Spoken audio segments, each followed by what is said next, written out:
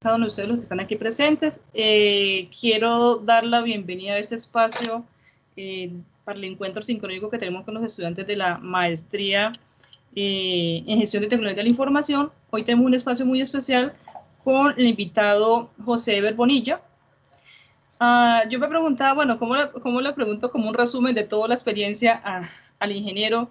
Y porque conozco digamos, la experiencia amplia en muchos aspectos, en muchas líneas, desde su campo de estudio, ¿cierto? De todos los aportes que ha hecho a todo lo que corresponde a la ingeniería, a todo lo que corresponde a la educación.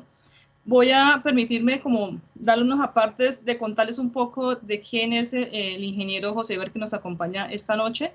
Es magíster en Ciencias de la Información y Comunicación, especialista en Gerencia de Tecnología, ingeniero de sistemas, ¿sí? Importante de cada uno de los servicios que ha prestado en muchas empresas aquí en Colombia y también a nivel internacional. Voy a dar algunos datos con IBM de Colombia, Corporación Colmena, Secretaría de Distrital de Movilidad, Secretaría Distrital de Educación, el Ministerio de Trabajo con ICTs, digamos, y con una amplia, digamos, de empresas, ¿cierto? Que ha estado allí como consultor y como, digamos, que apoyando todos esos procesos dentro de estas empresas. También docente universitario, bastante tiempo que digamos que de su experiencia ha podido llegar a las aulas, a muchas universidades donde puede contar y sus experiencias en muchas universidades como la Católica, con la Universitaria de Ibagué, también está la Autónoma de Colombia, bueno, aquí la Distrital, puedo mencionar muchas. También es profesor investigador, o sea, es un investigador bien, con buenos productos de investigación, con sus artículos escritos, ¿cierto? Que están publicados, autor de libros prácticas de redes de datos industriales. Es más, sobre ese libro estuvimos con algunos estudiantes en pregrado de ingeniería, estuvimos también revisando. Es creador y editor de la revista Enlace Digital de la Corporación Universitaria UNITEC, vicepresidente de la red de decanos de ingenierías de Redis, digamos los que conocen en toda esta red, digamos que es la organización de decanos de ingeniería de sistemas. Importante, obtuvo el segundo puesto de redes neuronales de la IEEE a nivel Latinoamérica. Bueno, ese datico si no me lo sabía, ingeniero, felicitaciones, ese datico si no por ahí, qué bueno. Es miembro del Comité Científico del Congreso de la IEEE, es súper interesante. Para académico, por eso la trayectoria de todo lo que ha brindado la educación ha sido muy importante para académico del Ministerio de Educación Nacional. Y bueno, y todo tu trayectoria pues, en estos últimos años pues se ha desempeñado como gerente de sistemas, gerente de desarrollo de software, decano de ingeniería de sistemas, docente universitario, y digamos aquí yo podría contarles bastantes en esta noche sobre el ingeniero, pero no sé si yo creo que puede agregar más y bueno, lo importante No se trata de eso. yo sé que no, pero sí es digamos, como un poco de saber quién es el ingeniero que nos está acompañando hoy y de la referencia que tenemos de ustedes, de su gran aporte que nos ha dado, ¿verdad? Y en diferentes también espacios académicos que ha tenido con la Universidad Cooperativa. Muchas gracias y bienvenido, y gracias antemano por estar aquí acompañándonos en este espacio con la maestría. Muchas gracias, ingeniera Nelly, muy amable por sus palabras, generosas palabras. Pues nada, un agradecimiento profundo. Voy aquí a poner la presentación. No los voy a ver, entonces por favor alguien me avisa si levantan la mano por alguna pregunta o alguna cosa. Por favor me van comentando. Igual al final de la charla he dispuesto un espacio para que podamos conversar y preguntas. Y pues quiero darle un agradecimiento muy grande a la Universidad Cooperativa de Colombia y en especial a ti, ingeniera Nelly, por invitarme y por tener la oportunidad de compartir con ustedes los estudiantes de la maestría virtual en gestión de tecnologías de la información. Pues hoy he tenido el gusto de hablar y voy a hablar con ustedes sobre las técnicas para la ingeniería de requerimientos.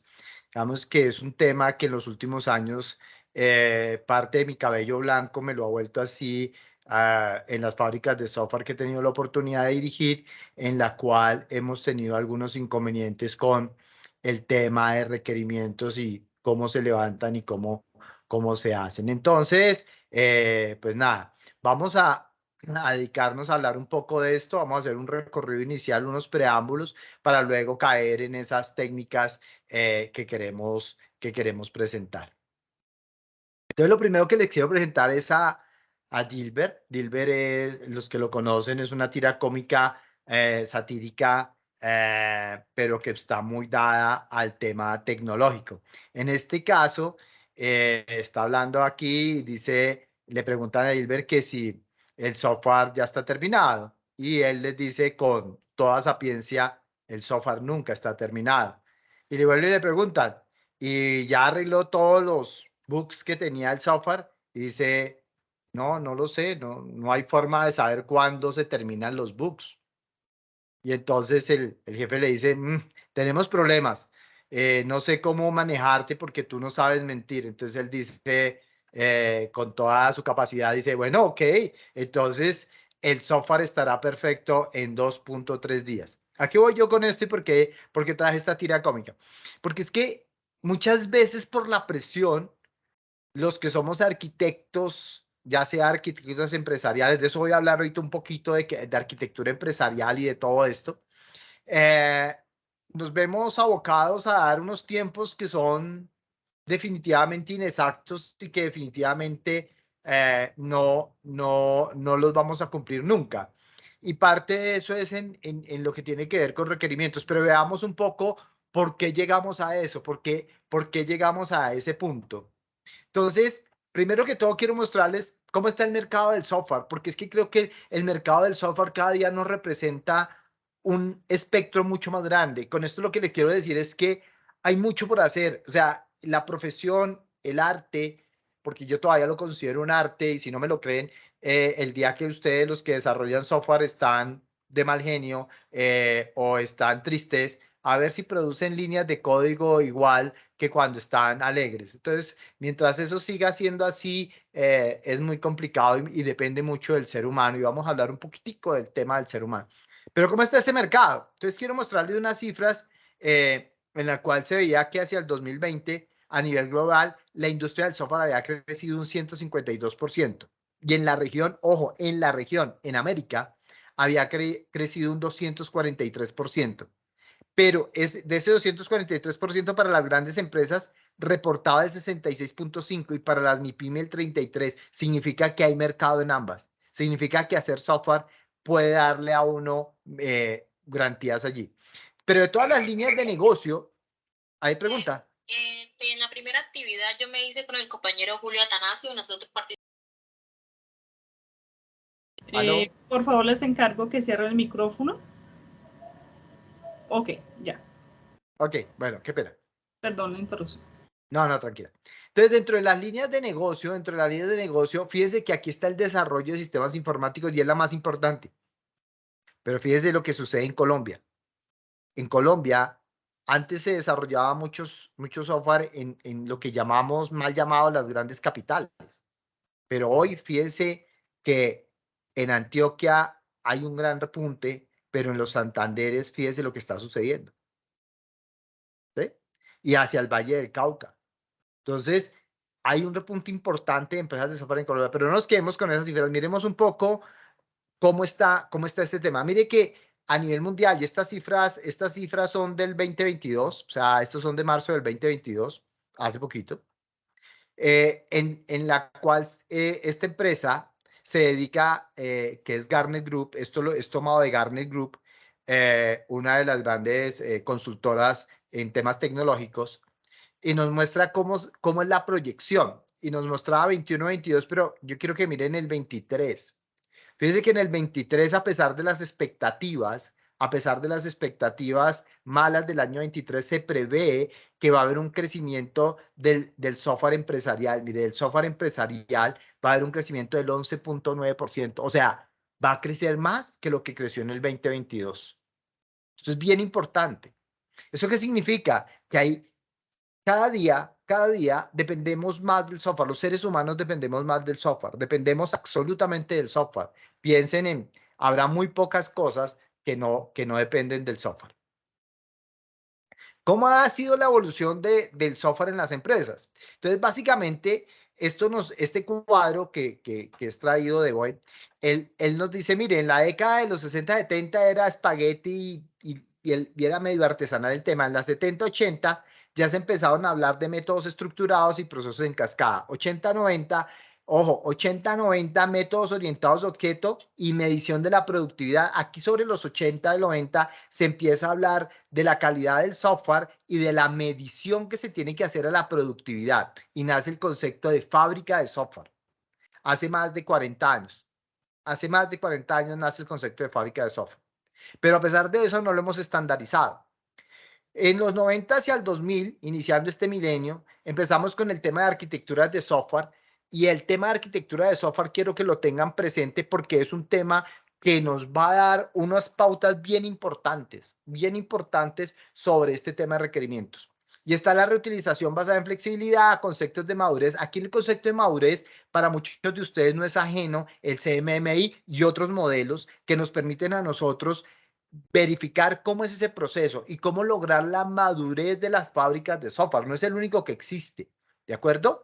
Porque de hecho, con el tema de agilismo, empezaron a salir otros frameworks, ¿de acuerdo? Como SAFe. Yo no sé si ustedes trabajan SAFe, pero SAFe es un framework que le permite a uno reestructurar todo el pensamiento y todo lo que tiene alrededor del agilismo, pensando el agilismo no como metodología, porque no es una metodología, sino una filosofía, una línea de pensamiento de cómo hacemos las cosas mucho más rápido, con menos, pero mucho más flexibles. Entonces, eso es bien importante para todos. Y viene todo el tema de entornos integrados y nacen los conceptos de case. ¿De acuerdo? Hacia la 2000, 2010 empieza la arquitectura orientada a servicios. Esta arquitectura orientada a servicios hoy vuelve a tomar relevancia cuando nos vamos hacia la nube, ¿sí? Todos los que están en la nube hoy día están con el tema de dockerización, o sea, estamos haciendo los dockers. ¿Para qué? Para poder tener el concepto de multinube o tener el traspaso o el paso de una nube a otra. Y esto es bien importante, esto viene desde el 2000, esto no nació acá, y es todo el proceso de virtualización y cómo ahora hacemos flexible el tema o lo que llamamos las nubes agnósticas o las construcciones de software agnósticas que nos permitan a nosotros pasar de una nube a otra. Me explico, estar hoy en la nube de Oracle y mañana pasar a la de Amazon sin mayores contratiempos. ¿De acuerdo? Viene todo el desarrollo de agilismo que estaba hablando un poco acá y viene el afianzamiento de todo lo que es la reutilización de líneas de código. Y aquí viene lo que estamos en la actualidad.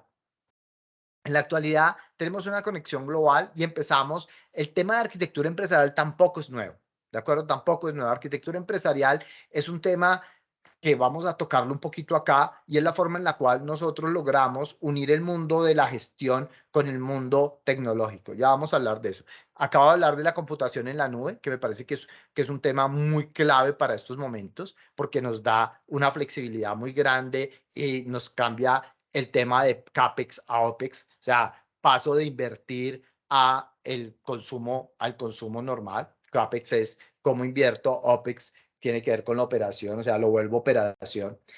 Y eso puede darme unos flujos de caja. Con esto también le quiero decir a ustedes, los que están haciendo la maestría, que si hay algo que le están pidiendo hoy a todo mundo que está en el mundo de la tecnología es que maneje los temas financieros. O sea, este tema de CAPEX y OPEX se lo están pidiendo a uno todo el tiempo. Ya ni siquiera le preguntan a uno si eso funciona o no funciona. Se supone que funciona, sino cuánto me vale y cuánto tiempo es, y eso cuánto me va a implicar en inversión, cuánto me va a implicar en temas de producción, bueno, etcétera, etcétera. ¿Listo? Y hay algo bien interesante acá y es todo el tema de equipos de trabajo distribuidos, que con la pandemia se hizo realidad. Se hizo la realidad. Yo hace poco tuve la oportunidad de dirigir una gran fábrica de software y allí mis equipos de trabajo, tuve un proyecto que desarrollamos para una empresa aquí en Colombia, donde el equipo de trabajo estaba en 5 países diferentes. 5 países diferentes estaban distribuidos la gente. Y fue toda una maravilla poderlo realizar y fue uno de los proyectos que más satisfacción me ha generado a mí en la vida como ingeniero, porque Lo logramos en el tiempo con las especificaciones y dimos la milla extra. Y eso fue a raíz de que pudimos hacer una buena conjugación de tiempos. Estos tiempos era porque mientras algunos nos acostábamos aquí sobre las 10 de la noche, en otras latitudes se estaban levantando y eso permitía que se acelerara un poco más el desarrollo de estos software. ¿Listo? Entonces, este tema de arquitectura empresarial empieza, ¿y por qué lo remarco acá? Porque luego lo vamos a tomar y se acordarán de esto y quiero que lo tengan en su mente cuando estemos hablando de un modelo de adquisición de requerimientos que lo que hace es pedirnos cuáles son los puntos de vista. ¿Cuáles son los puntos de vista? Y si algo nos enseña la arquitectura y cualquiera de los modelos de arquitectura de software, TOGAF, SACMAN, es cuál es el punto de vista de los stakeholders. Y eso es bien importante, eso es clave. Ténganlo clave ahí porque esa es una de las cosas de las cuales vamos a hablar. Bueno, y esta evolución ha permitido mejorar en los proyectos de software. Miremos a ver. Hacia 1994, esto es elaborado de la empresa Chaos, el 16% de los proyectos de software eran exitosos, el 53% tenían dificultades y el 31% eran fracasados. Hacia el 2020 se hace un estudio, esto es un estudio paulatino, solamente voy a mostrar aquí las cifras que me interesan. Ha cambiado el panorama y ha cambiado brutalmente.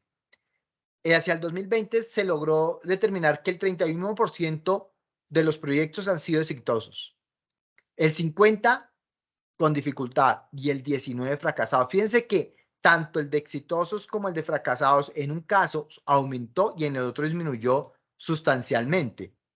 Miremos qué es lo que ha pasado y por qué se ha logrado eso. Entonces, vemos que sigue siendo una tendencia y creo que por eso de pronto la ingeniera Nelly me invita a mí a conversar un poco sobre el tema de requerimientos. Y es porque sigue siendo la causa mayor. Mire esta gráfica, este pie que tenemos acá, el 44% es de especificaciones, análisis y diseño. Tenemos problemas un 44%, ¿de acuerdo? Esto es 2022. Esto es calientico, recién salido del horno, y aquí hay otras cosas, pero quiero centrarme en este 44%. Ya esto, muchos de ustedes habrán tenido la oportunidad de estudiar en su maestría el libro denominado A Discipline for Software Engineering de Humphrey, que nos permite a nosotros determinar esto que está aquí al lado izquierdo. Y es que los costos relativos de identificar un defecto de software en el diseño es de 1.5 unidades, hablando en pesos, la codificación 1.5 pruebas, el 60 y la operación el 100. Pero el tiempo relativo de identificar esos defectos en requerimientos tiene una unidad, en diseño de 1 a 3, de codificación 10, en pruebas de 30 a 70 y en operación de 40 a 1000. O sea, cuando yo descubro un defecto en operación, esto es muy lesivo para todos los intereses de cualquier empresa. El costo promedio por defecto de software traído a pesos de hoy, porque es que este libro que les estoy hablando acá es más o menos de 1990 y algo, 93. Es más o menos el diseño de implementación $90 a 120 y en pruebas de $10,000. Esto en tema de dólares, ¿de acuerdo? Entonces estas cifras un poco que yo sé que las tienen por ahí, que ya las han visto, pero simplemente para que las recordemos y las tengamos aquí. ¿Y esto cómo ha impactado a las organizaciones? Acordémonos que las organizaciones normalmente las pintamos de 3 niveles: el operativo, el táctico y el estratégico. Bueno, aquí vamos a tomar de nuevo el concepto de punto de vista. Aquí vamos a tomar de nuevo el concepto de punto de vista y ya les digo por dónde.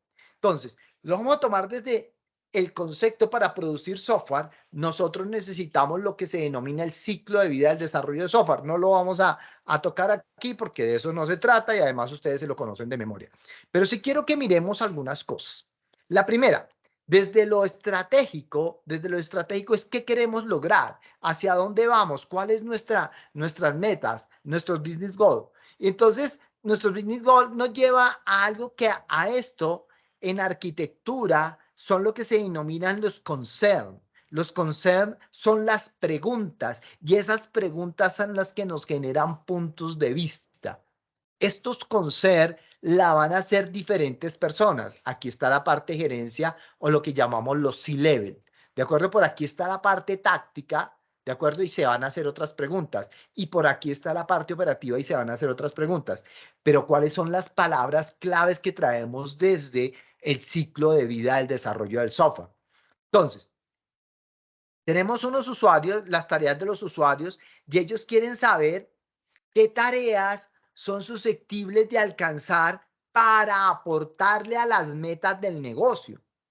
Y esas metas y esas tareas que quieren hacer, ¿cómo van a ser apalancadas por alguna solución tecnológica? Ojo que estoy hablando de solución tecnológica, ¿de acuerdo? No de software. ¿Por qué? Porque hoy día engrana una solución tecnológica, engrana mucho más que el software, ¿de acuerdo? O engrana mucho más que el hardware. También tenemos todas las funciones del sistema. Igual, esas funciones del sistema, ¿qué me van a aportar? ¿Cuáles son los atributos de calidad? ¿Y cuáles son las regulaciones y todas las políticas que tienen que estar allí? Esto se me convierte a mí en una serie de elementos que me están generando requerimientos sobre mi software. ¿Qué metas voy a alcanzar? Las tareas de los usuarios, las funciones del sistema, los atributos de calidad y todo lo que tiene que ver con la regulación y políticas. Estos concerns que acabo de hablar, que al final del día se me convierten en puntos de vista, son la forma, esos puntos de vista son la forma en la cual yo le voy a dar respuesta a cada uno de esos stakeholders. Lo parafraseo. Esas preguntas lo que están buscando es, deme respuesta a mis preguntas, a mis concerns, con un producto de software que sea capaz de darme esa respuesta que estoy buscando. Entonces ya estamos aquí integrando los tres ambientes, que es un poco lo que plantea la arquitectura empresarial. Ya vamos a hablar un poquito más de eso. Entonces, la arquitectura empresarial busca darle un sustento a tanto la parte administrativa o a la parte estratégica como a la parte tecnológica, y dentro de esa parte tecnológica, pues bueno, ¿cómo le vamos a dar respuesta con esas soluciones tecnológicas? ¿Cómo unir eso? La tecnología y la parte estratégica, pues ya lo hablamos a través de lo que denominamos la arquitectura empresarial. Esta es la forma más o menos como en Colombia vemos la arquitectura empresarial ya a través del modelo, el modelo empresarial que tiene Mintic para las empresas colombianas y para las empresas del Estado en general, donde tiene una visión de arquitectura, que es el alimento estratégico, pero aquí ¿qué me interesa?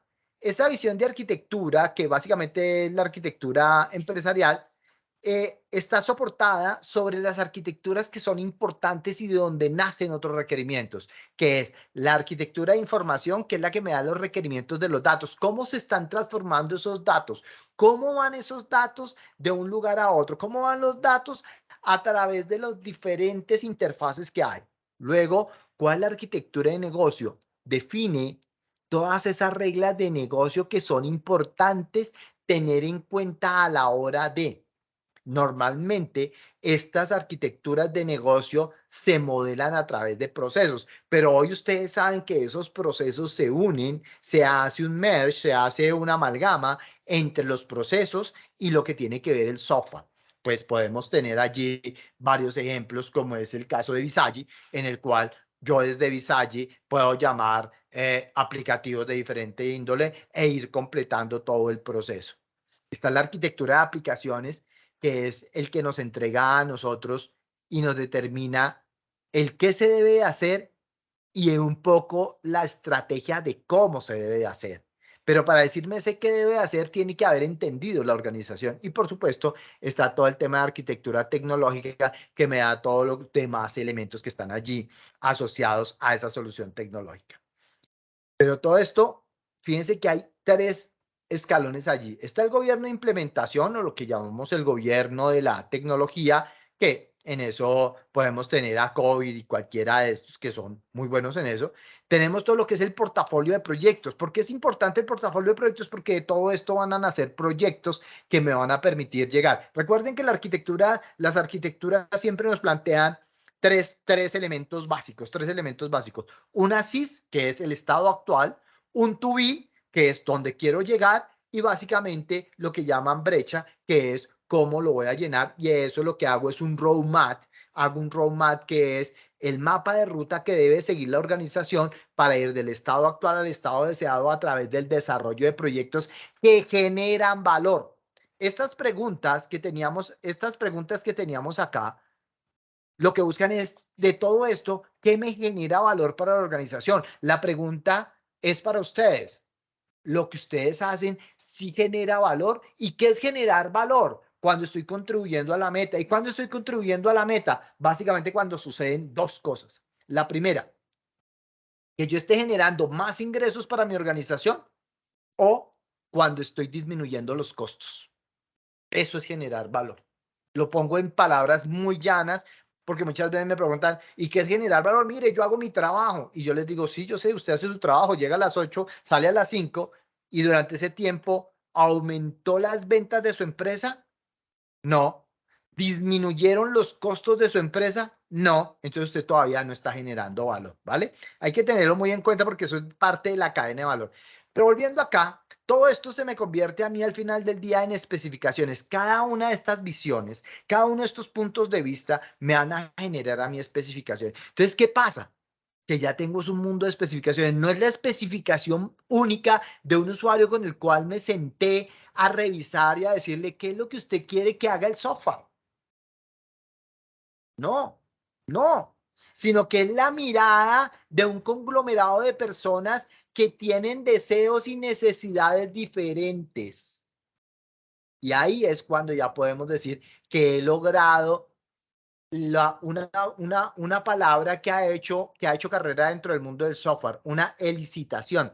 Las elicitaciones no son más que una palabra que trajimos de la psicología para decir cómo les traigo algo, cómo les traigo lo que quiere esa persona a través de una charla amena y a través de un proceso de diálogo.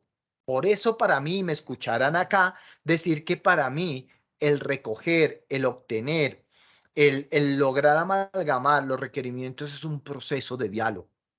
Y ahí hay un problema. Ya lo vamos a ver.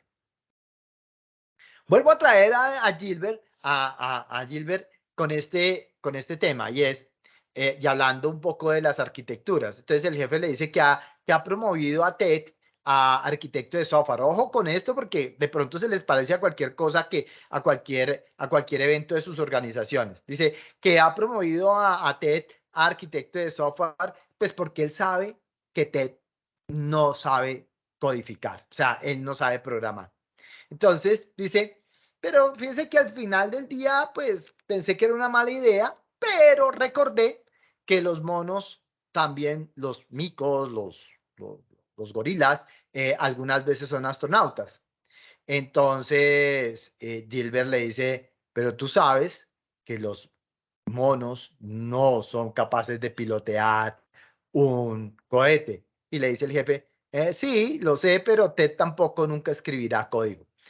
Ojo, aquí hay una sátira muy dura, y es, ¿quiénes son nuestros arquitectos de software?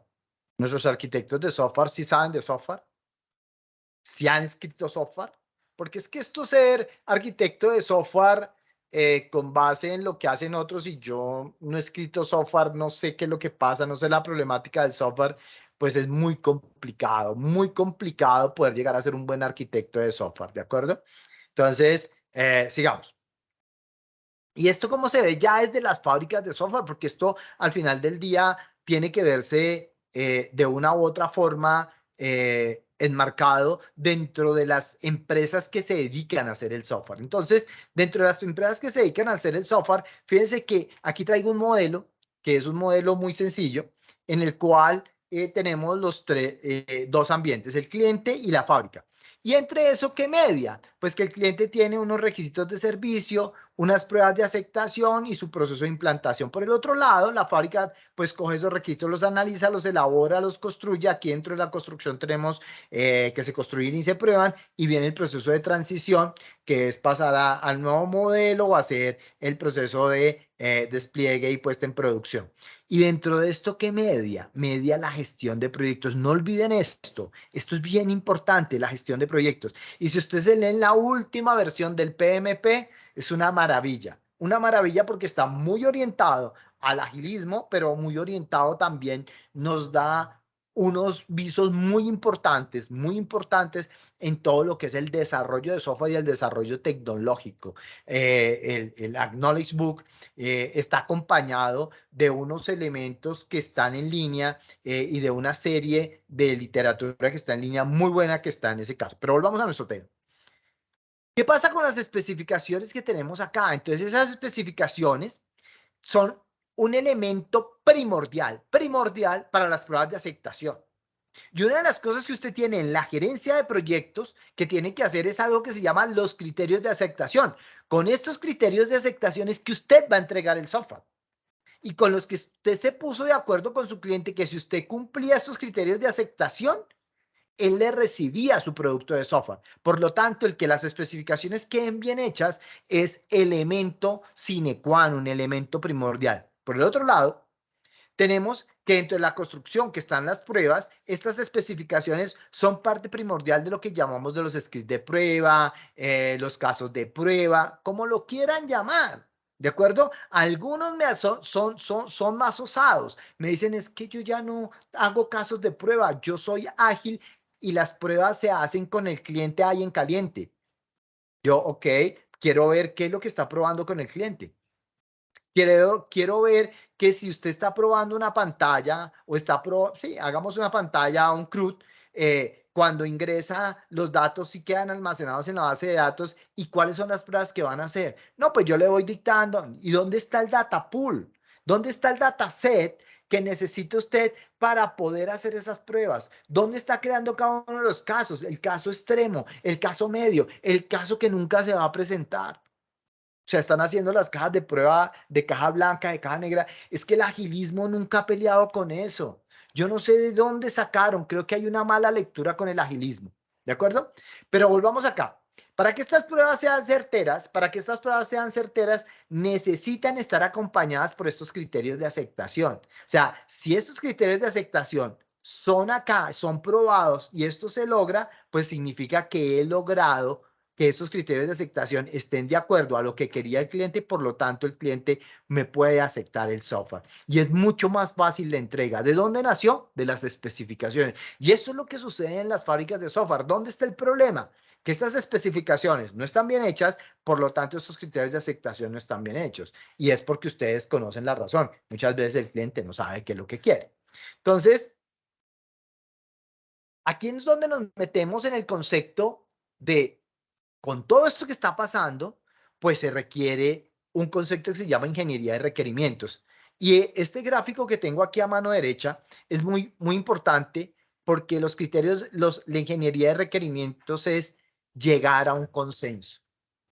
Por eso todo el mundo está colocando el puño allí. Hemos llegado a un consenso. La ingeniería de requerimientos no es enviar formatos para que el usuario los llene. No, no. Es trabajar de la mano con el usuario, sentarse con él, dialogar con él. Ya vamos a ver un poco más eso. Pero recuerden esto, la ingeniería de requerimientos, ahorita voy a dar unas definiciones que son traídas de diferentes lados, pero más allá de eso es llegar a un consenso. ¿Es llegar a un consenso de qué? Del producto que usted desea que yo le entregue y que yo estoy diciendo que sí, porque también sé que lo puedo desarrollar con la tecnología existente. Entonces, en primera instancia, ¿qué podemos entender por ingeniería de requerimientos o IR?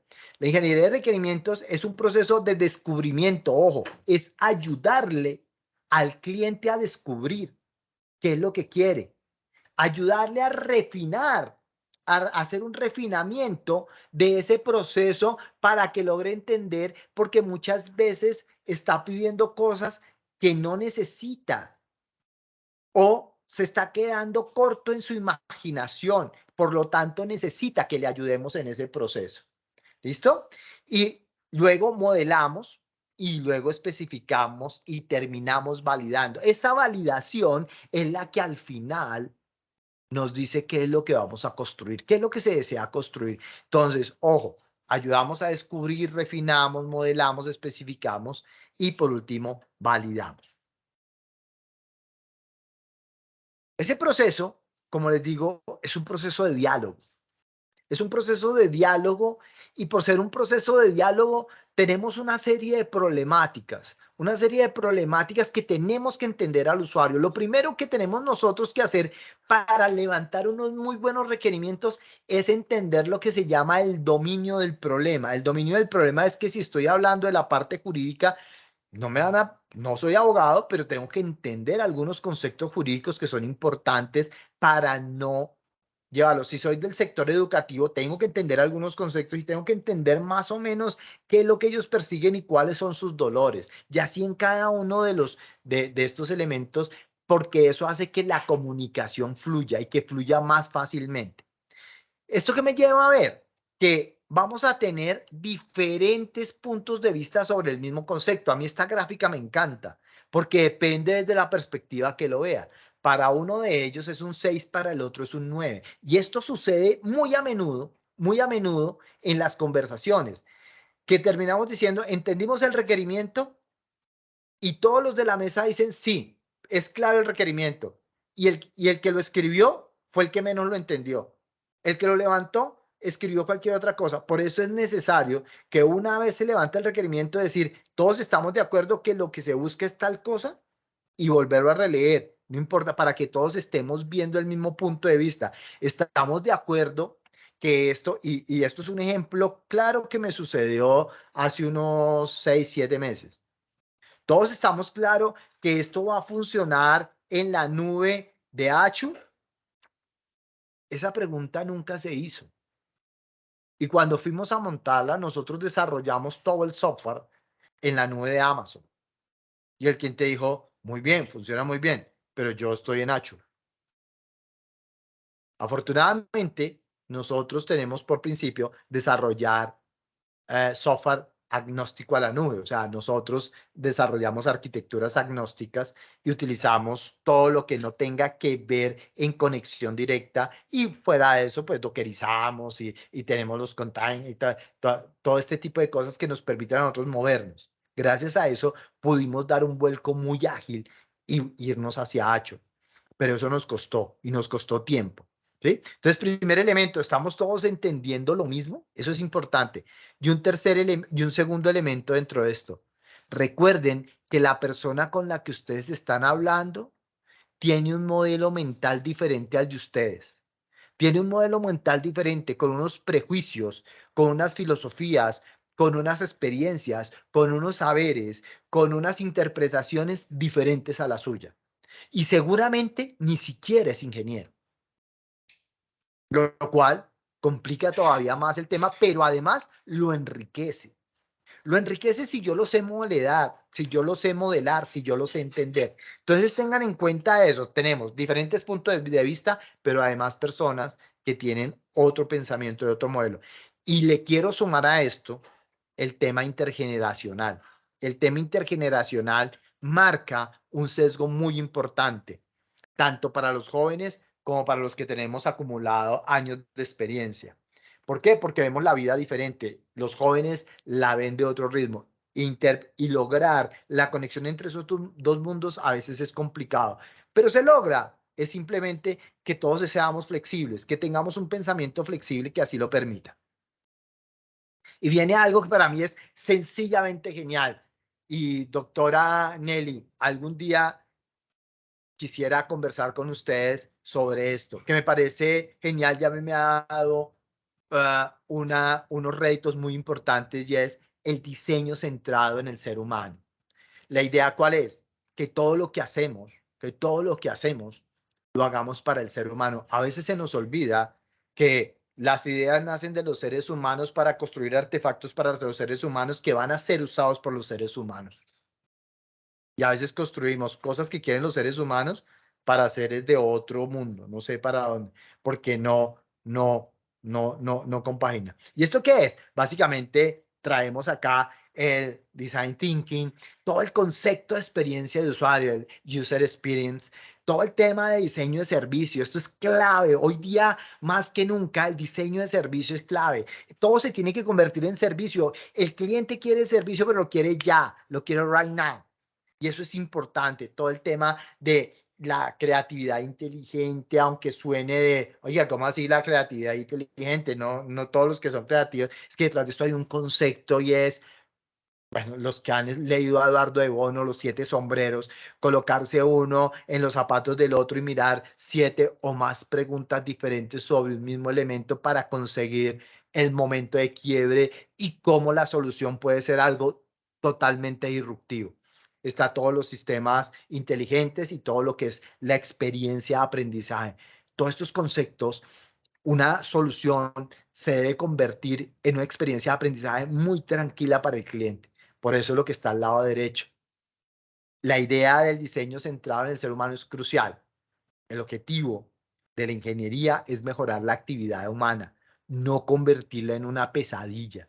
Y muchas veces nuestros usuarios sienten que cuando les llevamos un software dicen, no, ya llegó este loco, ay, no, a complicarme la vida, no, déjemelo así, ¿sí?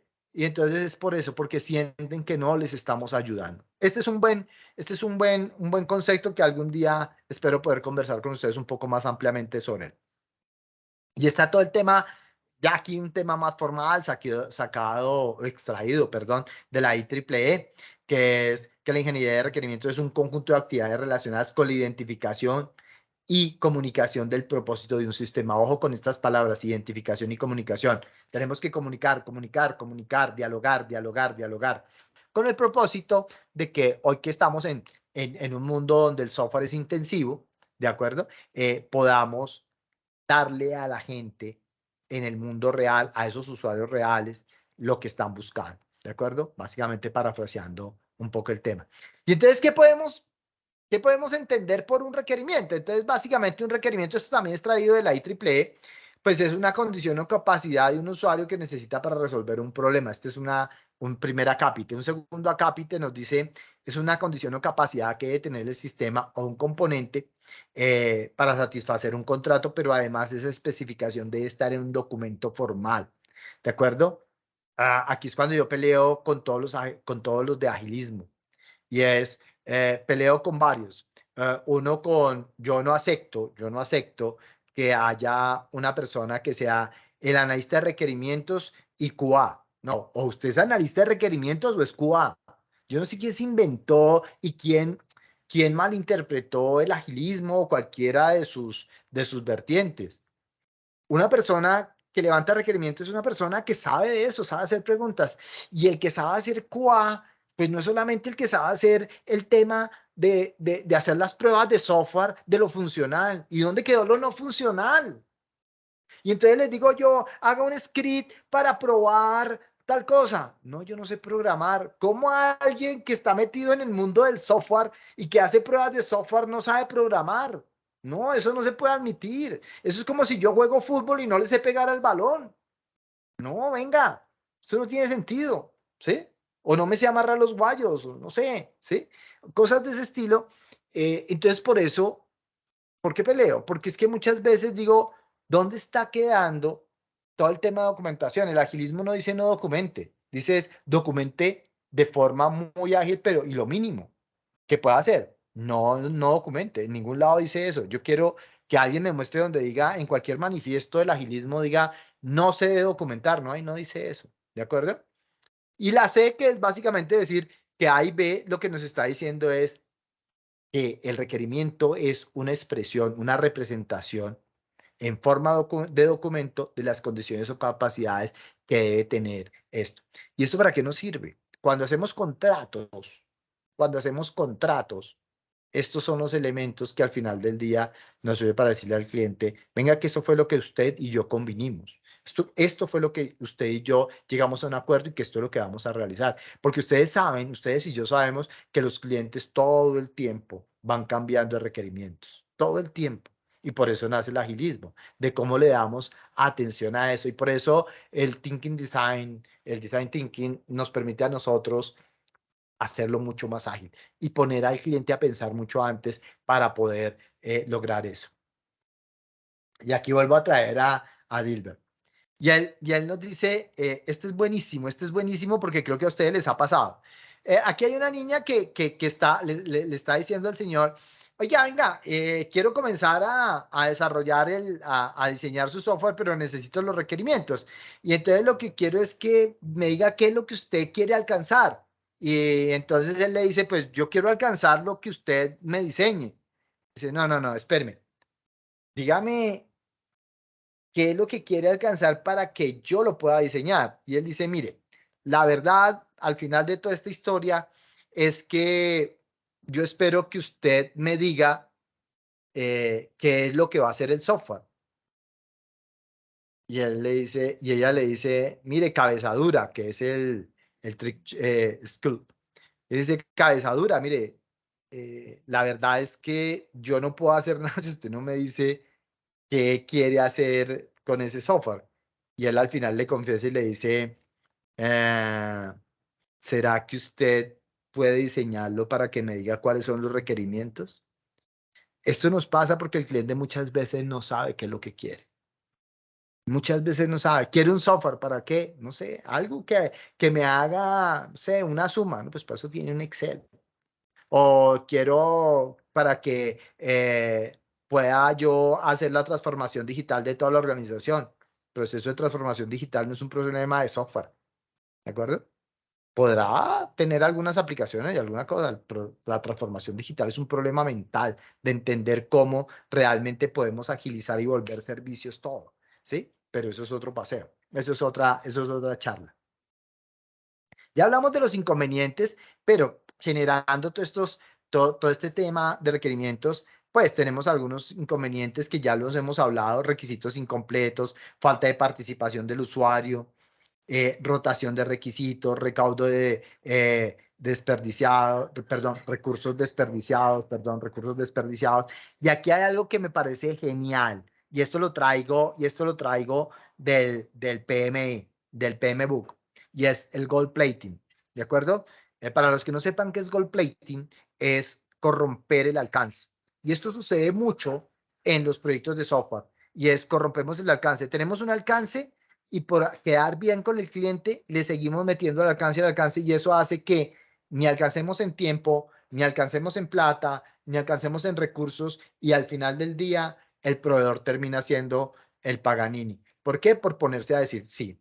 Y aquí se necesita gerentes de proyectos que sepan manejar los proyectos, que sepan de software y que sepan decir no, que sepan entregar el no como un elemento en el cual está corrompiendo el alcance, y eso va a hacer que ese alcance se corrompa. Yo puedo ajustar el alcance, pero ahí existe el famoso triángulo de hierro, que lo llaman algunos, el triángulo de acero, que realmente son muchas más, pero vamos a hablar de ese triángulo. Y es, si yo modifico una de las tres líneas, que es costo, alcance y tiempo, si modifico el alcance, pues tengo que modificar el costo, ¿de acuerdo? Y el tiempo. Es inevitable, es inevitable. Entonces, eso es lo que se denomina gold plating. El gold plating es corromper el alcance. Y obviamente las estimaciones inexactas. Acuérdense en el primer slide que les mostré de Dilbert, cuando lo presionan y dice, bueno, listo, este software va a estar en 2.3 días, ya va a estar sin problemas. Y quiero mostrarles algo que es muy importante, que para ustedes va a ser clave, y es el modelo Kano. El modelo Kano nos muestra en un diagrama cartesiano, nos dice, mire, usted quiere lograr lo que su cliente quiere, esté en este punto. Este es el cuadrante en el cual usted debe estar, donde logra la calidad esperada o excede la calidad esperada. ¿De acuerdo? ¿Por qué? Porque es la región donde se une el lograr los requerimientos que se tienen con la región de satisfacción. El resto son regiones que van a inducir a que nuestro cliente esté insatisfecho. Este es el modelo Kano. Suena tonto, suena que, pues claro, así debe ser. No, esto lo que nos está diciendo es en qué punto de su desarrollo o en qué punto de la madurez de su software está. Usted tiene una calidad básica, está logrando los requerimientos, pero está en una región de insatisfacción. Mire, solamente con la calidad básica estoy acá. Esa calidad básica no me sirve. Esa calidad básica, el cliente nos dice, ojo, no, no, esto no, no quiero esto. ¿De acuerdo? Lo que quiero es esto. Esto es lo que me sirve, esto es lo que me sirve y fue por lo que pagué. Entonces, ténganlo muy en cuenta cuando tengan alguna posibilidad. Él tiene un par de papers que hablan de la calidad de los requerimientos y cómo esto afecta la calidad del software. Bien interesantes para que se los lean y cómo esto puede llegar a convertirse en unos elementos importantes de requerimientos, sobre todo a nivel de calidad. Elementos que a veces dejamos de lado. ¿Vale? Entonces no lo pierdan de vista, modelo Kano, que puede ser bien interesante. ¿Cuál es el proceso de ingeniería de requerimientos? Entonces, la ingeniería de requerimientos tiene dos momentos, y seguramente ustedes en asignaturas que ya han visto en sus módulos habrán visto este modelo. Y es, la ingeniería de requerimientos se encarga del desarrollo de requerimientos, pero también de la administración de los requerimientos, ¿de acuerdo? Entonces, a la izquierda, ustedes ven, acuerden que les hablaba yo de la licitación, que es el recaudar requerimientos. Ya saben qué es licitación y por qué se les dio ese nombre y es traído de la psicología, pero trae el proceso, que es esa parte, lo que tiene que ver con licitación, el tema de análisis de requerimientos, especificación de requerimientos y por último la validación de requerimientos para llegar a la línea base. Hay una línea base que son los actuales requerimientos y esos pues tienen que ser administrados y básicamente que son los que se van manejando, controlando, se hace todo el proceso, se van guardando de acuerdo a un plan y se negocian nuevos contratos o nuevos acuerdos, nuevos commitments basados en el impacto. Acuérdense que yo puedo negociar esto, pero siempre tengo que ver cuál es el impacto. O sea, me están pidiendo un nuevo requerimiento. Esto me va a impactar. Y acuérdense que se tiene que llevar a algo que se llama el comité de cambios. Hace poco tenía una charla muy interesante con una persona que se ha dedicado toda la vida a darle vuelo al tema de agilismo. Y hablábamos con él y yo le decía, pero ¿por qué ustedes los de agilismo consideran que no hay comité de cambios? Me decía, yo nunca he dicho eso y yo nunca he leído eso. ¿De dónde sacaste eso? Le dije, porque es que ustedes, cada vez que uno les dice que el comité de cambios, no, yo ya como esto es a través de sprint, dijo, no, pero si esos sprint y todo esto te van a llevar en el tiempo y eso ya se está saliendo de control y eso ya se está saliendo de presupuesto, pues tendrás en cuenta que ha habido de una u otra, de otra forma un gold plating. Y si ha habido un gold plating es porque no hiciste un control de cambios, porque hay cambios que son tan grandes que te van a cambiar el proyecto totalmente. Y eso tiene que alguien decidirlo. Esto no es solamente una decisión entre el programador y el usuario. Esto tiene que ir a un nivel mucho más alto y allí es donde se sucede eso. Entonces, un poco traigo a colación este tipo de cosas porque estos son los elementos. ¿A qué voy a hablar yo acá? Un poco de este tema de licitación de requerimientos o cómo hacemos todo el proceso de levantamiento de requerimientos. Entonces, como les decía, los objetivos de la ingeniería de requerimientos son dos: el tema de definir y el tema de gestionar líneas base y obviamente hacer esto que son las especificaciones de todo el tema de requerimientos. Entonces, ¿cómo es ese tema? Las técnicas. Pues técnicas les traigo yo aquí, no sé, de pronto ustedes han escuchado todas estas. Bueno, antes de irme a todas esas técnicas, recuerden que todos estos stakeholders, para mí es importante porque una de las técnicas que voy a hablar tiene que ver de todos estos stakeholders. Recuerden todos los stakeholders que tiene un proyecto. Esto es traído no es propiamente el PMI, pero sí es tomar lo que dice el PMI y hacer esta gráfica. Entonces están los stakeholders internos y los stakeholders externos. ¿A cuántos de estos les tengo que dar? ¿Qué es lo que piensa el financiero de un proyecto de software? ¿Qué es lo que a él le interesa? ¿Qué le interesa a los empleados? ¿O qué le interesa a las organizaciones del cliente? ¿O al project manager? ¿O al usuario? ¿De acuerdo? Ojo que el cliente es diferente al usuario. ¿de acuerdo? Y por fuera, pues a toda la gente que se ve de una u otra forma impactada por estos stakeholders. Entonces, estos stakeholders también me llevan a mí y me generan requerimientos, requerimientos que son, acuérdense que a través del PMI uno maneja algo que son los presupuestos o las presunciones y los anhelos de la gente. O sea, la gente presupone que va a suceder algo y tiene unos anhelos o unas esperanzas de que suceda algo. ¿En qué momento usted maneja esos presupuestos y los convierte en requerimientos y esos anhelos y deseos los convierte en requerimientos o simplemente no van?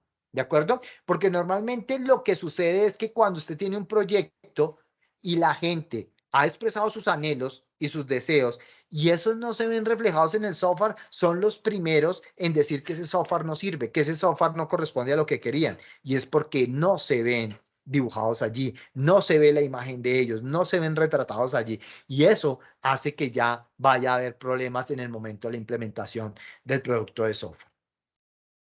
Entonces, como les decía hace un instante, pues técnicas de obtención de requerimientos, pues conozco estas y muchas más. Está el análisis documental, observaciones, entrevistas, encuestas, mesas de trabajo, workshops, tormenta de ideas, historias de usuario, desarrollo chat, desarrollo de prototipos, puntos de vista, escenarios, etnografía.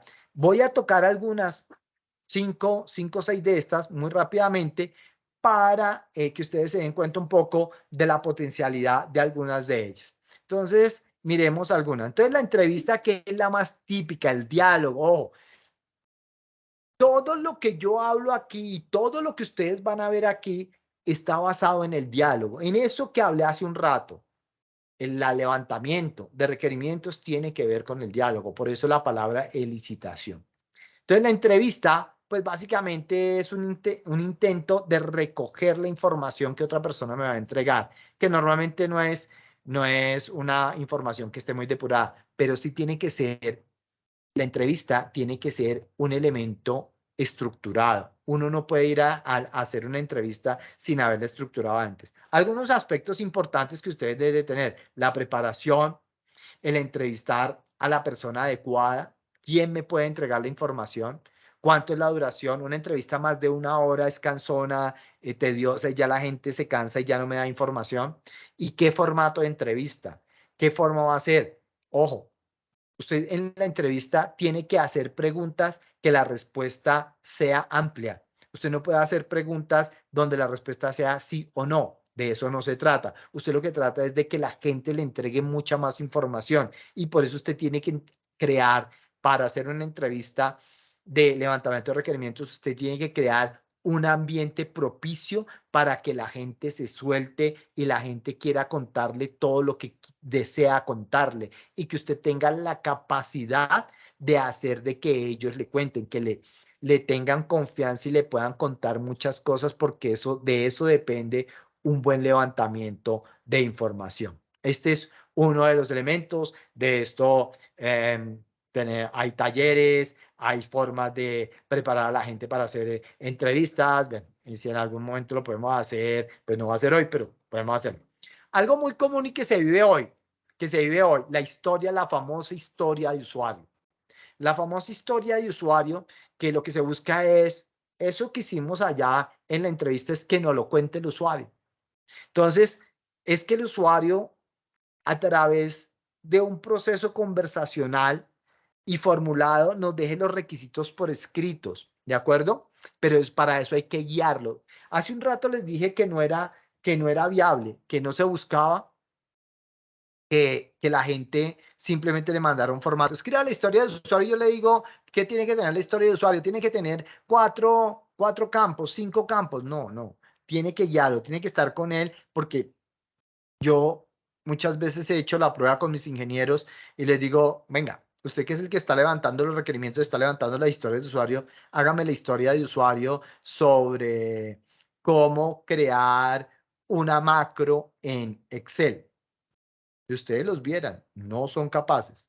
Digo, y usted si le pide a un usuario que haga eso, para pedirle al usuario que haga eso, usted tiene que saber cómo hacerlo para que lo pueda guiar. Entonces, es importante que nos volvamos facilitadores para hacer eso. redactar la historia de usuario debe tener en cuenta que describe el rol, funcionalidades, qué resultados espera, y obviamente cómo les gustaría verlo, y muchas veces aquí empezamos ya a modelar algo que ustedes conocen también, que son los famosos mockups, que tiene que ver ahorita con otro tema que voy a tocar adelante. Pero aquí ya podemos empezar a construir con él algunos mockups, sobre todo a nivel de pantallas, que me permitan ir visualizando con él cómo sería la forma más agradable. Y eso tiene que estar de la mano con ¿qué? Con aquello que vimos hace un rato, y fue con todos los elementos de aceptación, ¿de acuerdo? Con lo que usted me va a aceptar. No puedo crear unos mockups con algo que no está por allá. Si los creo así, después va a ser un problema. Y obviamente esto está de la mano de las metodologías ágiles. Hay algo que a mí me gusta, que es esto, que es el YAT, que es desarrollo conjunto de aplicaciones, que es ir muy de la mano con el usuario. Esto tiene que ver mucho con el tema de sprint, y de aquí nacen los sprint. El problema es que esto fueron técnicas, o son técnicas que se utilizan para que podamos trabajar muy mancomunadamente entre los usuarios y los analistas. Esto básicamente requiere de de entrevistas que tienen que ser mucho más cortas que la entrevista normal, porque la entrevista normal se demora mucho. El ya lo que busca es que podamos interactuar y detectar defectos muy rápidamente. Y lo otro es que le permite al desarrollador generar una participación mucho más profunda con el cliente, y esto ayuda muchísimo. Pero normalmente no se desarrolla por muchas cosas. Se requieren unos ambientes bien interesantes donde haya mucha movilidad, donde el usuario esté trabajando con nosotros, donde haga parte del mismo equipo, y muchas veces las formas de trabajo de las organizaciones no lo permiten. Está el desarrollo por prototipos, que muchos de ustedes estoy seguro lo conocen, y aquí vuelve a tener relevancia el tema de mockups. Y es esto que estoy diciendo allí, que no son totalmente operativos, pues los mockups no más son maquetas que estoy haciendo, que muchas veces son de las interfaces. Y aquí lo que busco es tener versiones reducidas, o lo que llamamos ahora mínimo producto viable. Pero no es un mínimo producto, es un mínimo producto viable en obra negra, y a veces ni siquiera llega a obra negra, pero que se pueden hacer cosas, ¿sí? Que se pueden hacer cosas. Y entonces esto hace que el cliente ya vaya dándose cuenta de qué es lo que está sucediendo, y se puede utilizar cuando el área de aplicación no está bien definida. Tuve un proyecto hace poquito donde nadie sabía, ni nosotros ni ellos sabían cómo se desmaterializaba un título valor. Un título valor no se sabía cómo se desmaterializaba. Entonces tocó utilizar mucho esta técnica, y nos dio un resultado muy, muy bueno. Y llegamos a unos temas donde tanto el cliente como nosotros aprendimos cómo era el proceso de desmaterialización del cliente, y encontramos una serie de restricciones en la ley que no nos permitían avanzar, y que tuvimos que escalar ese tema para que se ajustaran algunas leyes que así lo permitieran. Entonces, muy interesante. Acuérdense que el rechazo de una aplicación al final pues es muy alto. Acuérdense que vimos unos valores al inicio, y esto puede ser crucial para un proyecto. Y sirve para evaluar impactos previamente. Algunas ventajas, pues permite experimentar, como les comento,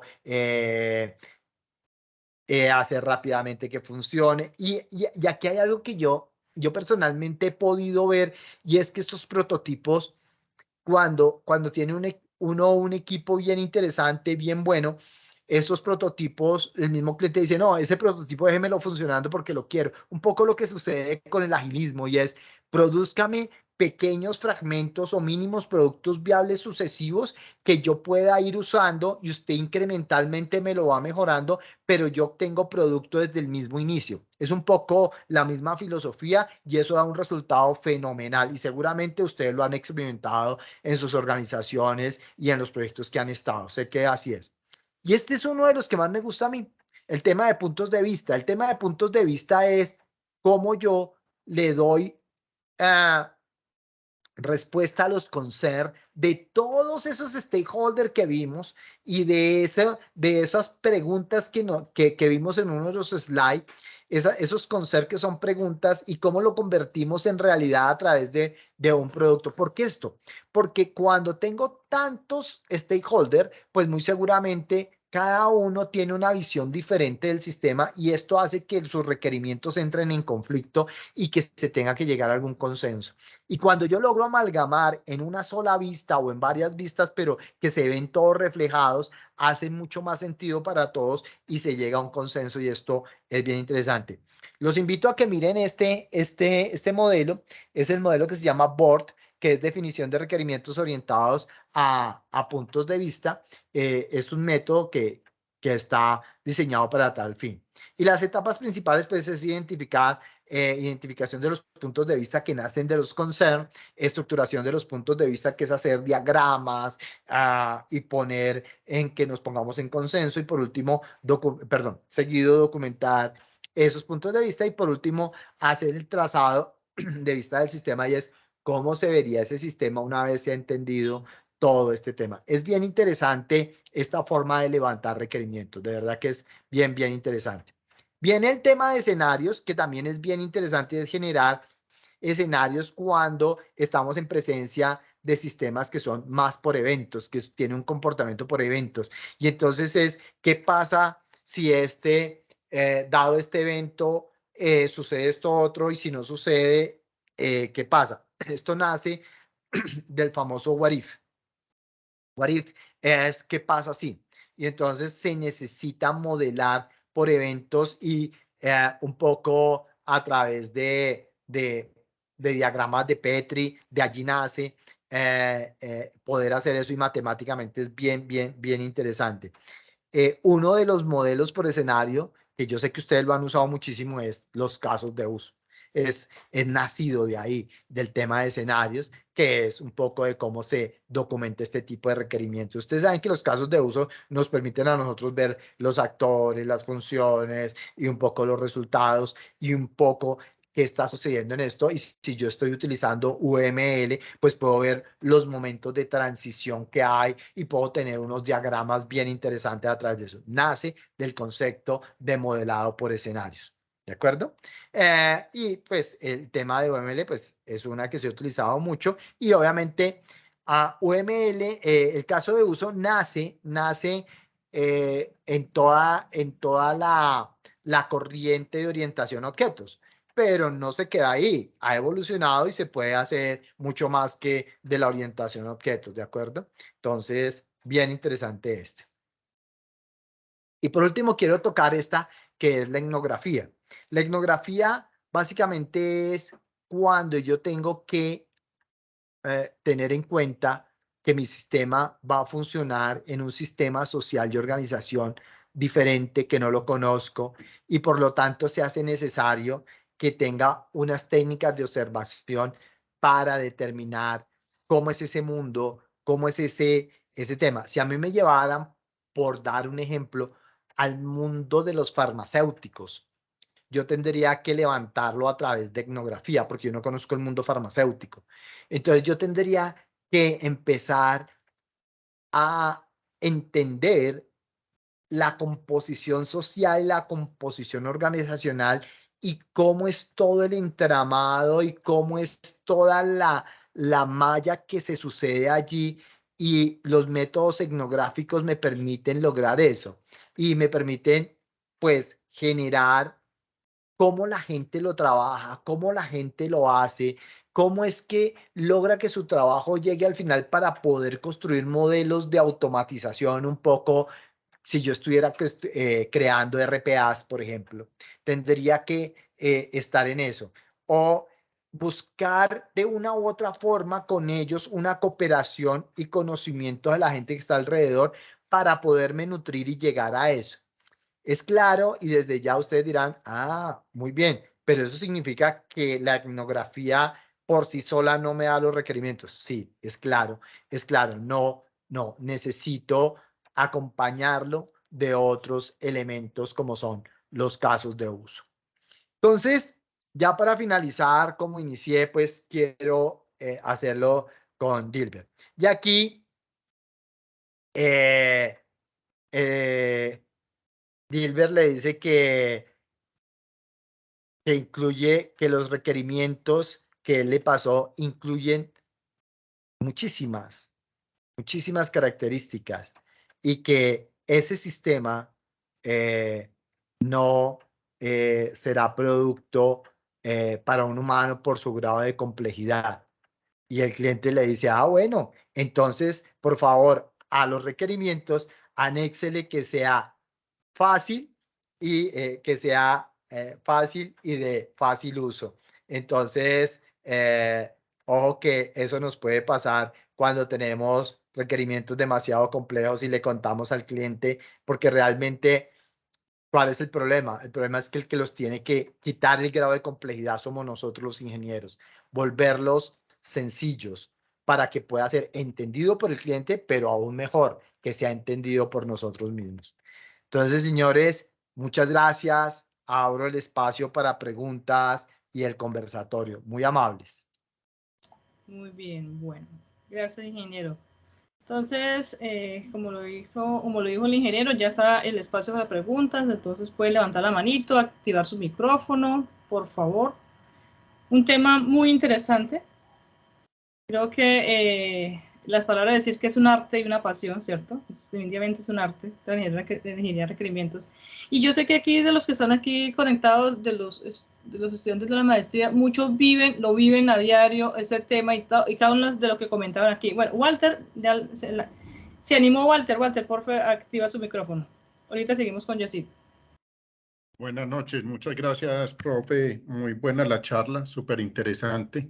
Sí quisiera hacerle una pregunta y tiene que ver más, digamos, con todo el tema de las metodologías ágiles. Digamos que efectivamente, como el éxito de llevar a cabo un buen proyecto y cubriendo las necesidades de los usuarios es, pues, considerando efectivamente esos requerimientos y las soluciones realmente qué es lo que van a cubrir y que sí sirvan de acuerdo a lo que se espera. Entonces, digamos que con las metodologías ágiles y todo este boom que han tenido los equipos interdisciplinarios que se forman y arranquemos a trabajar, ¿cómo ve usted que se puede garantizar efectivamente que en un ritmo tan acelerado como el que llevan las metodologías ágiles y eso vamos sacando, sí logren cubrirse esas necesidades y más cuando vamos, digamos, entregando partes que van siendo funcionales para los usuarios y que al final todo eso termine realmente siendo integrado? Entonces, ¿cómo ve usted el tema de los requerimientos, los requisitos y que eso sí logre integrarse efectivamente con las metodologías ágiles? Muchas gracias. Me parece muy interesante su pregunta. Yo le diría que el éxito está en 2 o 3 cosas. La primera, en tener una muy buena arquitectura, el haber arquitectado la solución de forma adecuada. O sea, cuando yo he arquitectado y esa arquitectura no se la puedo dejar solamente al arquitecto de software, sino que tuvo que estar con el arquitecto de infraestructura, con el arquitecto de integración, con el arquitecto empresarial y con el arquitecto de negocios. Yo ya con ellos, acuerde que hablaba yo que ellos me generan unas especificaciones. Entonces, si yo ya he especificado con ellos esto y esta arquitectura ya se está integrando con la organización y con todos los elementos, significa que yo ya he tenido en cuenta esos elementos. Entonces, ese es el primer elemento. Segundo, el arquitecto, el líder técnico, dentro de todos estos proyectos tiene una función que a veces no la cumple para mi gusto y es el mantener no solamente el ritmo de trabajo, porque los veo que a veces funcionan como capataces, sino que además es el que al lado del arquitecto de software son los que mantienen de una u otra forma que el software que se está generando y lo que se está generando en cada uno de los sprints se mantenga dentro del contexto de lo que se quiere y no se pierda el foco de lo que es la implementación de toda la aplicación o de todo el desarrollo que estoy haciendo. Y por último, por supuesto, tiene que estar el gerente, y también veo acá y les doy fuerte a veces a los gerentes, y es, Usted no porque tenga al arquitecto de software, no porque tenga al arquitecto de infraestructura, usted ya simplemente es el que hace las actas o el que está hablando con el stakeholder, sino que usted es el que guía todo el proyecto, usted es el que está dándole la pauta absolutamente a todos para saber cómo está y no permite que su alcance se desborde o su alcance simplemente no se logre. Entonces son tres elementos que se conjugan allí, pero sí, el tema de el agilismo es un tema que ha dado resultados. Esos números que yo les mostré en uno de los slides, no quise traer el ejemplo del agilismo, pero son gracias a esta técnica, a este nuevo pensamiento, a estas nuevas formas de hacer las cosas. Es tanto que el agilismo se está utilizando en muchos elementos, pero hay que controlarlo tal como dijo nuestro compañero, y yo diría esos tres elementos. Una buena arquitectura, que hagan su trabajo tanto el líder técnico como el arquitecto de software, y por último el gerente tiene que hacer la parte de ir modelando absolutamente todo y controlando que el alcance esté dentro de lo presupuestado. Muchas gracias, profe. No, señor, con el mayor gusto. Bueno, aquí está Jessy, por favor, ¿puede activar su micrófono? Listo, profe, buenas noches, ingeniero José. Muchísimas gracias. Yo creo que más allá de una pregunta, de pronto con lo que acaba de responder, pues sí, digamos que darle las gracias por la forma tan somera, sencilla y en palabras simples de exponer el tema que quizás en muchos otros contextos se vuelve complejo, y sobre todo de darle un contexto general de englobarlo a nivel de arquitectura y demás, porque digamos que muchos de los temas que uno ve a nivel organizacional es que los grupos, al no ser interdisciplinarios y al, digamos, dejar de un lado como el equipo de desarrollo, como los expertos en software, pues hacen que se genere muchas de las situaciones que usted acaba de comentar exactamente. Entonces yo creo que esos 3 puntos que usted acaba de poner como de broche final, yo creo que era a donde le quería enfocar la pregunta, pero yo creo que con eso ya nos resume. Entonces muchísimas gracias porque el concepto estuvo muy bueno y la charla muy amena. Muchas gracias, Jessy, muy amable. Muy bien. ¿Alguien más? ¿Otra pregunta, por favor? ¿Y quiere comentar? Bueno, ya son las 8:23, pero por favor, lo que sí, y también respaldo lo que comentó Jessy, es una charla muy amena en el sentido de cómo encontrar esos conceptos y que lleguen de una manera muy sencilla y clara, ¿cierto? Y el valor que se tiene realmente en este arte de ingeniería de requerimientos. Realmente eso es algo, entenderlo de la mejor manera. Algo que yo estaba ahorita pues pensando el tema es que cuando empiezan y que realmente entender el problema, ¿cierto? Entender la organización y entender el dominio, o sea, tener el dominio del problema y empezar, porque realmente ese es como un paso, porque si no se entiende el problema, o sea, de dónde van a partir, y eso es muy importante, ¿cierto? Para poder llegar a un consenso, o sea, tener ese diálogo. O sea, si realmente eso no se hace, es muy, muy, muy complicado. Por aquí una manita levantada. Libaniel. Yo tengo una pregunta. La charla describe prácticamente la organización donde yo trabajo. Libaniel, yo no te estoy escuchando.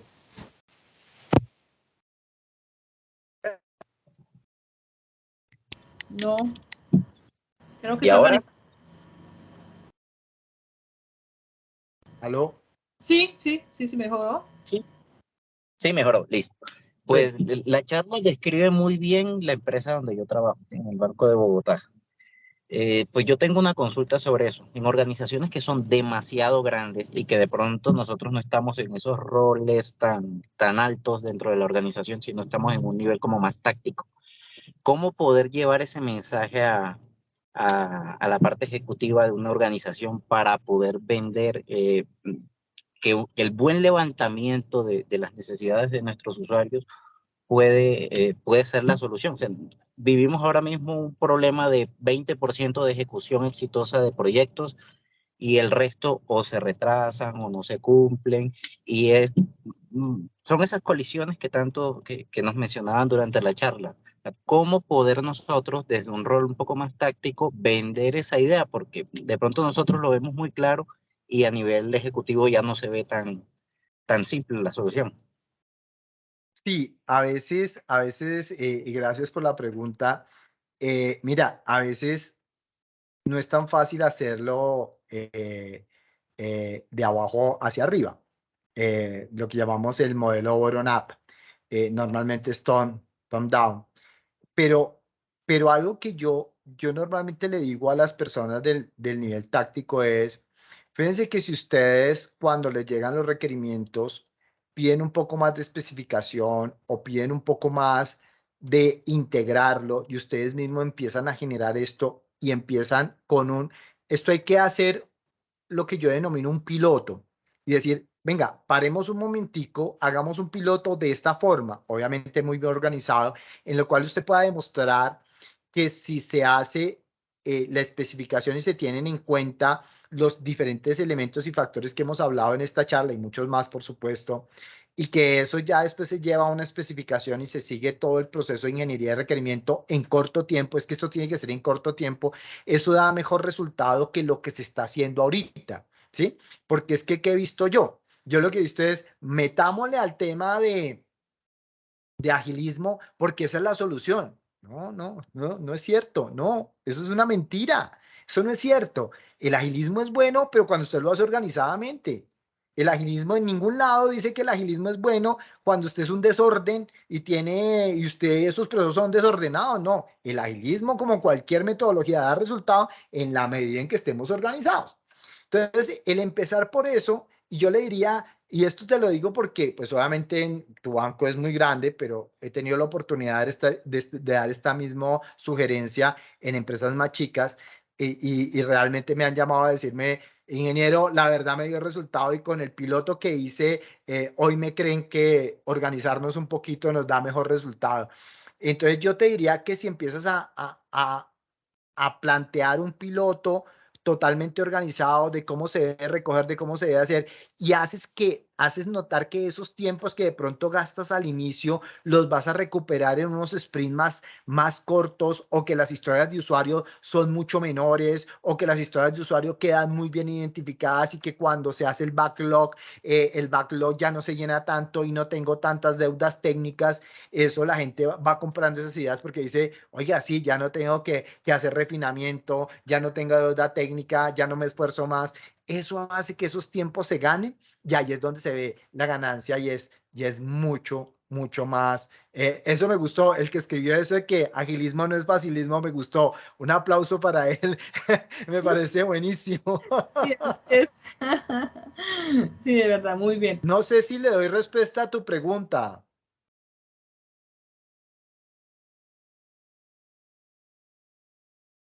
Bueno, espero me haya escuchado.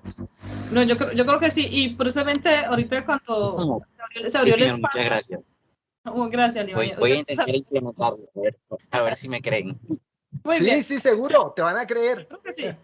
Precisamente Livaniel y otros compañeros que ahorita cuando empezamos el espacio digamos, de esas preguntas, yo estaba pensando en muchos de ellos que yo sé que viven a diario esas situaciones, porque bueno, ellos han comentado en unas actividades que han desarrollado y uno ha escuchado las situaciones o las organizaciones donde ellos están. Entonces yo digo, oye, si a esto le puede estar pasando a Livaniel, por ejemplo, Walter también estaba por ahí comentando. Entonces, son como vivencias y muy buenas, o sea, llega a un punto muy, muy acertado esta charla y de la forma de cómo la escuchamos y desde su experiencia, es muy valiosa. Bueno, ya son las 8:30, creo que no, ingeniero, yo estoy abusando de su tiempo. No, tranquila, No, lo hago nada con más. el mayor de los gustos. Bueno, no sé si por acá alguien más escribió algo. No, Okay. pero sí Bueno, sí. sí. Quería decirte algo de lo que tú decías, que estabas ahí haciendo una introducción muy chévere. Tú decías que hay que entender el problema, sí, pero primero entiende el contexto. Hay que entender el contexto porque si no tienes el contexto, el problema puede parecerte igual al de otros y resulta que el contexto te cambia ese problema y te da otra solución y te da otra magnitud, ¿sí? Voy a poner el ejemplo, no es lo mismo hacer una entrada de datos, no sé, para una panadería que hacerlo para el banco, ¿sí?